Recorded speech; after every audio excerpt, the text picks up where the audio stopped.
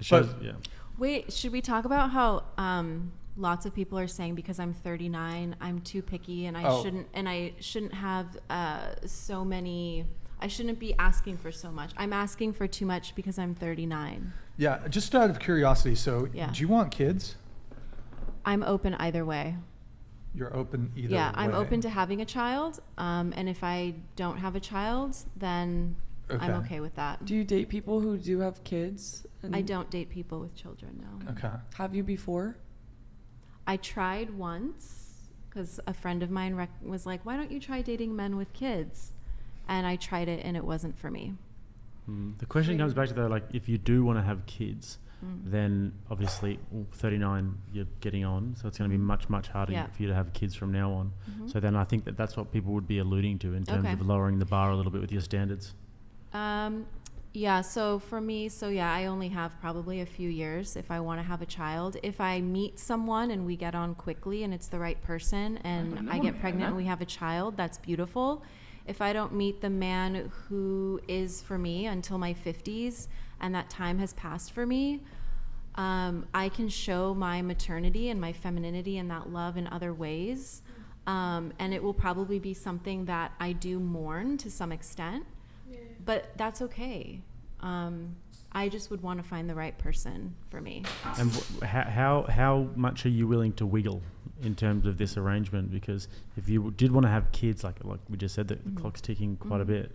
Do you have wiggle room there, or are you pretty set in your ways? It depends on what we're wiggling on. Let's just take the first date for example. Okay. I think that you expect too much in terms of the first date. Okay. I can understand that you'd asking him or having him. I'll pay explain for, it. So like I can understand why you'd want someone to be financially sort of stable, and then obviously that first date thing, that's a generosity thing, and that's an attractive thing.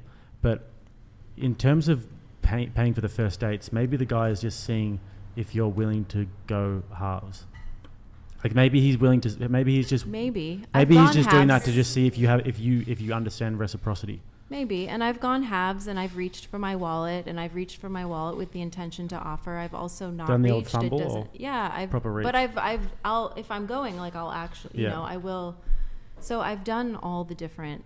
I just think I'm not sure if I really necessarily believe you when you say that that's an automatic no-go, because it has to be something else that happened in the date. Because if it was a really good date and if he was a good prospect, and if you do want to have kids in the future, surely you wouldn't just not go on a second date because he. It's an interesting question, because I think the men that I'm going on dates with, they don't want me to pay for half. So I'm trying to imagine a scenario with a man I'm going on a date with who wants to go halves, but I'm not. What about, like I just said, reciprocity? Okay. He wants you to be showing that you're willing to reciprocate from the jump. Okay, so if I'm on a date and he wants me to go halves, I'll go halves. I've said that. But then you won't go on a second date. Probably not. But what if it was a good date otherwise? And what if you were actually very surprised because he was generous in other regards and he strikes you as a generous person? Yeah, then I would. It's not an end-all be-all. It's just it's a difficult question, because the men that I go on dates with are not asking me to go halves. It's just like not in their nature really, maybe, to ask me to go halvesies. So I'm not in that scenario.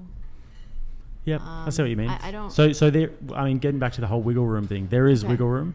You do have wiggle room in terms of the dates, because it depends on what we're wiggling on. Like I just said. What? Like he does, his penis? he goes halvesies on a first date. Yeah, just little things like that. Because like if you do want to have children, then that should be something that you're pursuing with some vigor, rather than just saying, oh well, not him. So if you're pursuing it, then you'd want to maybe get to know somebody on a deeper level before you reject them for not wanting to pay for the date every time. Sure, I understand that. Yeah. Jake from Rattlesnake TV, are you saying that she has too high standards? Yes, I am actually. Oh my god. Well, I actually appreciate the standards though. I like the fact that you know what you want. But in terms of your own, if I were you, and you were sort of heading towards your 40s, date a homeless person. Just kidding. I'm kidding. It's not. I don't my personal opinion is that it's not a very nice existence to be north of 50 and not have a family. So That's fair. Yeah. I was also thinking about never being married ever, so we might have like slightly different, I think that's mindsets also in that. pretty. So, yeah.